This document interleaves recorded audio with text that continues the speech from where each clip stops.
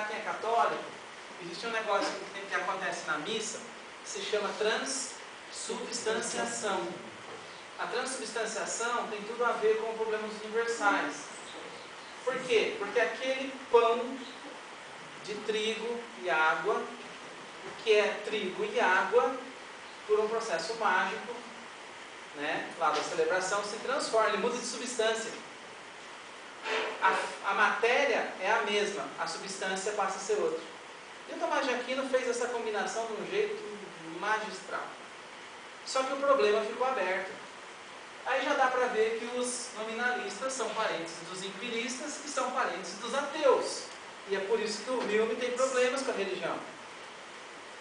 Nominalismo, pessoal, significa dizer o seguinte: os nomes, por isso que é nominalismo, os nomes das coisas não tem nada a ver com as coisas, são só nomes.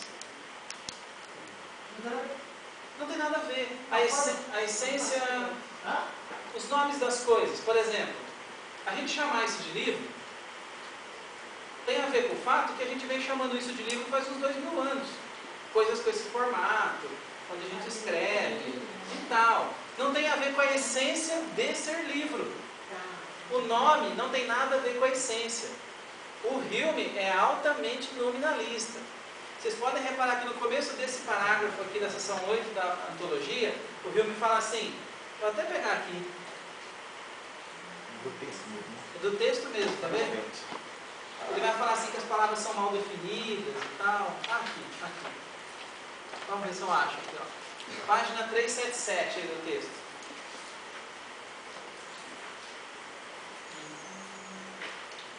Acho que é 376. É aqui embaixo, ó. Olha lá. Primeiro parágrafo, número 1 do texto, lá no meio, depois da interrogação, tá assim, ó. Mas, se considerarmos o assunto mais de perto, estaremos inclinados a extrair uma conclusão oposta. Do simples fato de que uma controvérsia tenha se estendido por tanto tempo e ainda permaneça sem solução. No caso aqui é a controvérsia sobre a liberdade e a necessidade. Podemos presumir que nela há alguma ambiguidade de expressão e que os debatedores associaram diferentes ideias aos termos empregados na controvérsia. Ou seja, o Hume era favorável a você definir com muita clareza os termos que você está utilizando. Por isso que ele propôs o termo impressão, para dar ideia, para conceituar aquelas ideias que têm, né, mais perenidade, que são produto de inúmeras experiências na memória, né? Mas o que isso tem a ver com o nominalismo? Significa o seguinte: para o Hume, liberdade é só um nome. Causalidade é outro nome. Hume não se compromete com a essência daquilo que habitualmente se tem chamado causalidade. A mesma coisa com liberdade, a mesma coisa com necessidade, a mesma coisa com as teorias com conhecimento, com verdade, com religião, com moral, com um monte de coisa. O Hume é um filósofo que ele dá um nome e especifica como vai usar. É por isso que ele é nominalista. Quando ele diz ideia, ele não está pensando que existe uma ideia de ideia. Ele só está chamando de ideia o fenômeno da gente ter uma percepção visual, por exemplo, e isso gerar uma impressão, e essa impressão ser representada como uma imagem. Não existe vínculo entre os nomes e as coisas. No mundo mágico existe vínculo entre os nomes e as coisas. Na mitologia existe vínculo entre os nomes e as coisas. Como é que são feitos os truques, os milagres? Com palavras. As palavras têm poder.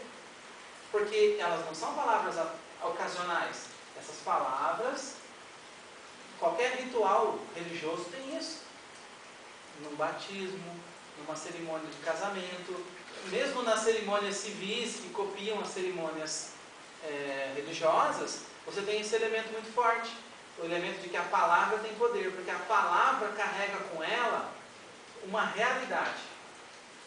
Por isso que a gente utiliza, em geral, a gente pressupõe, no dia a dia, a gente é realista.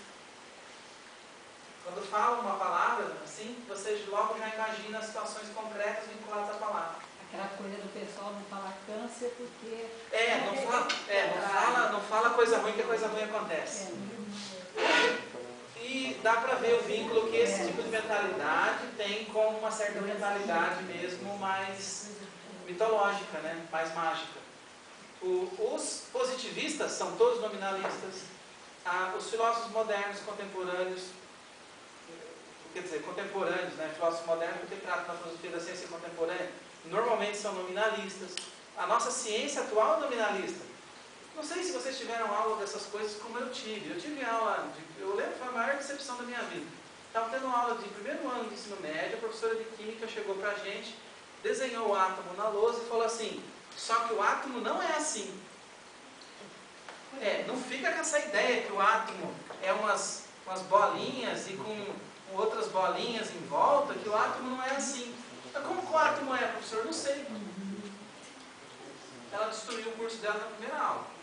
Porque todo o resto que ela ensinou depois, isóbaro, isótopo, isótono, sais, cátions, ânions, muita teoria, eu ficava na minha ingenuidade daquela época assim, se ela não sabe nem como é que ela sabe tantas propriedades desse negócio? Como é que na tabela periódica tem tantas propriedades desses negócios, dos elementos? Né? O detalhe é que ela não soube explicar. Ela quis dizer para a gente não ser realista. É isso que ela tinha que ter dito para a gente. Ó, o que a gente vai estudar é um modelo do átomo.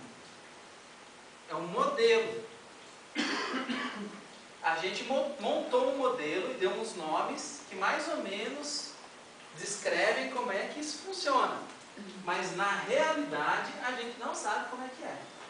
E isso é humildade. Isso está certo. A gente de fato não consegue ver o lado. Mas aí, né, vocês vejam que na área das ciências também tem gargalo, né? Isso daí muita gente, eu fui para o ensino médio querendo ter aula de química. Na primeira aula de química me acontece isso. Então ficou aquele buraco. Bom, gente, deu para dar uma ideia do que é nominalismo? O nominalismo, do ponto de vista, uma das formas mais simples, eu acho, de entender o nominalismo é assim. O nominalismo quer